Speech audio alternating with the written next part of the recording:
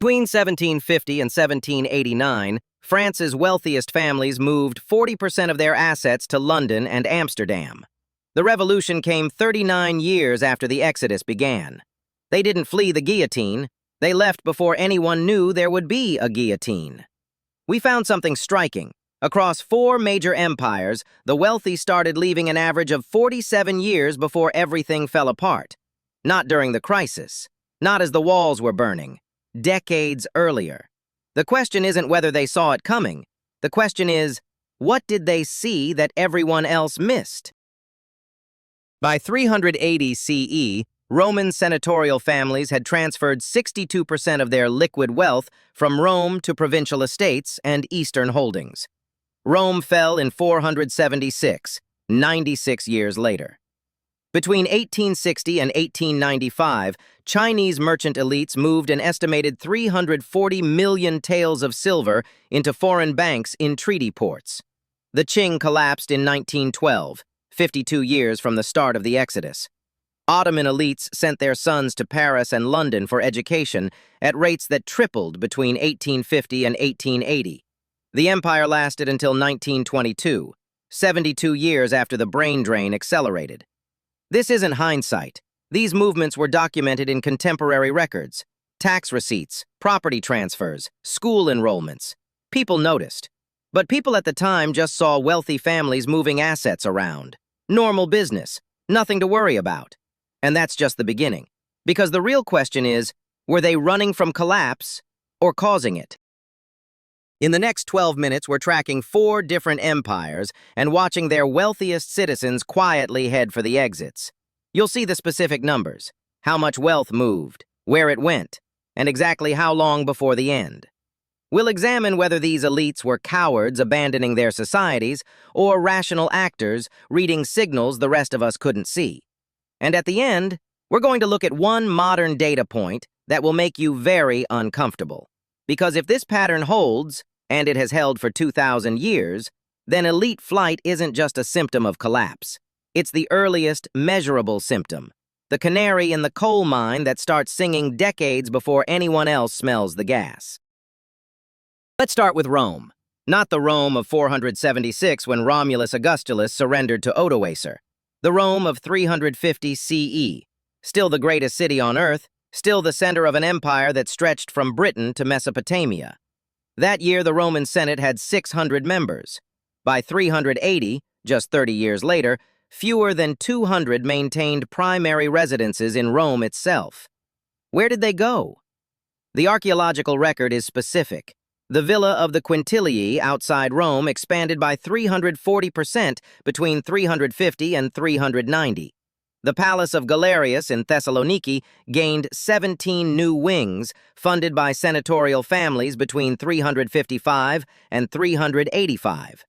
In Antioch, property values in the elite quarter increased by 180% as Roman aristocrats purchased estates there. They called it strategic diversification. Modern historians call it capital flight.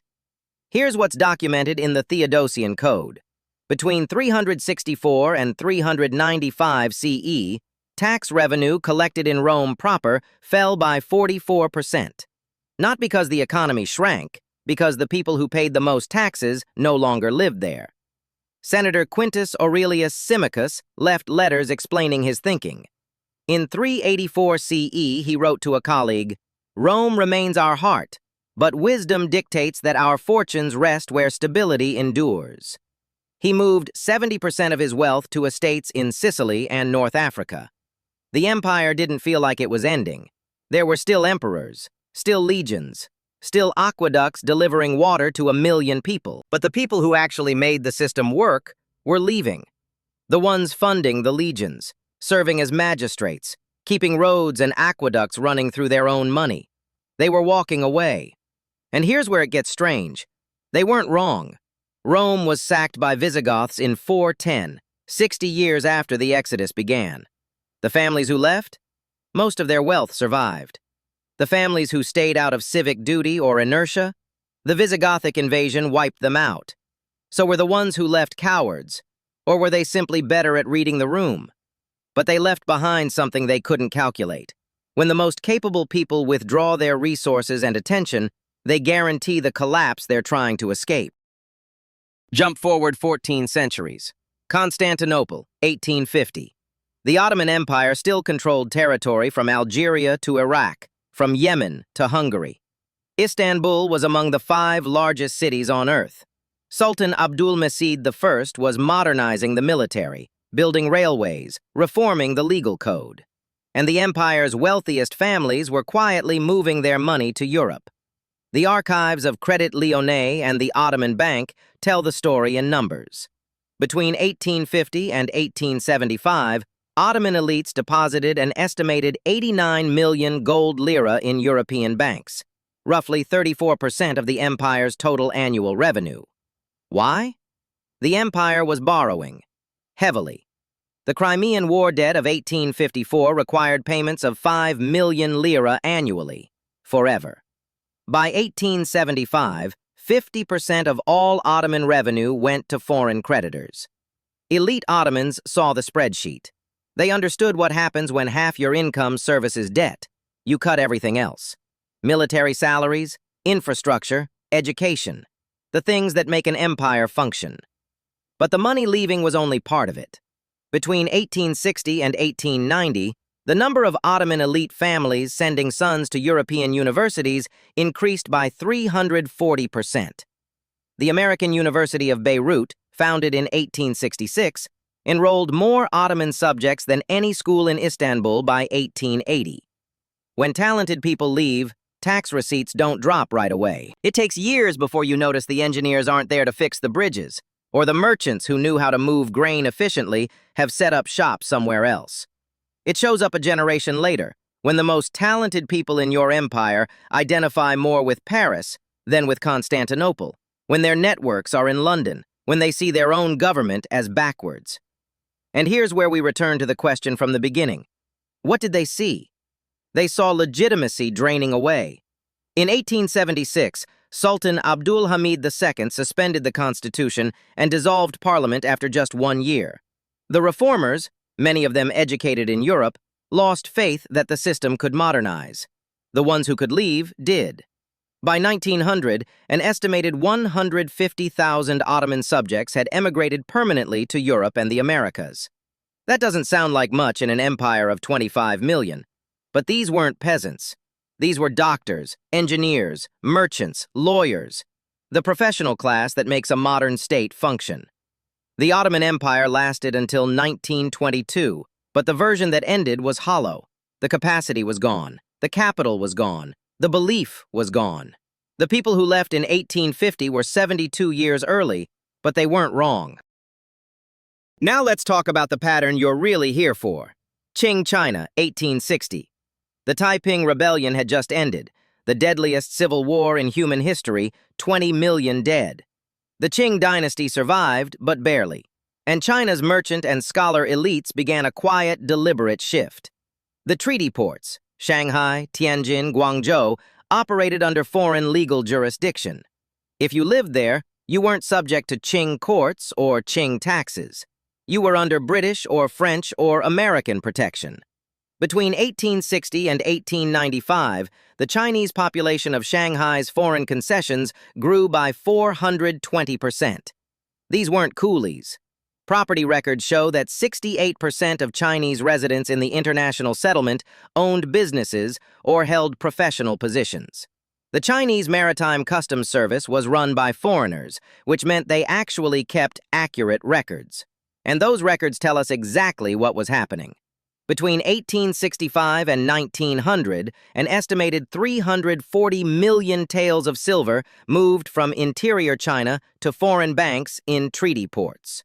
To put that in context, the Qing government's total annual revenue in 1900 was 89 million taels, 4 times the government's annual budget, moved by elites who no longer trusted their own system. And they educated their children accordingly. By 1905, more Chinese students studied in Japan than in Chinese universities. They learned foreign languages, foreign law, foreign engineering. When they returned, if they returned, they saw the Qing as archaic. The revolution came in 1912. 52 years after the exodus to treaty ports began. So here's the modern data point. Between 2019 and 2023, high net worth individuals, people with over $1 million in liquid assets, migrated in record numbers. According to Henley & Partners' wealth migration reports, 120,000 millionaires relocated internationally in 2023 alone. The top departure countries? China, 13,800. India, 6,500.